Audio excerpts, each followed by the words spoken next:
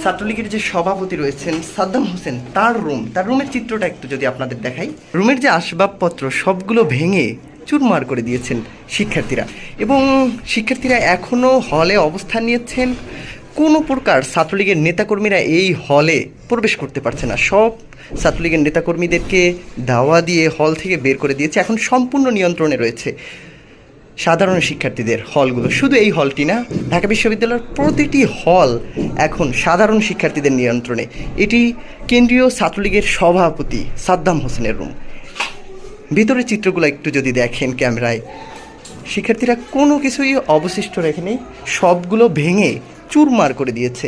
এই যে বালিশ পড়ে রয়েছে, এবং ভেতরে আরও একটি রুম রয়েছে, তার মূলত দুই পাশের রুমে গ্লাস দরজা থেকে শুরু করে বোর্ড কোনো কিছুই আসলে শিক্ষার্থীরা অবশিষ্ট রাখেননি, সবগুলো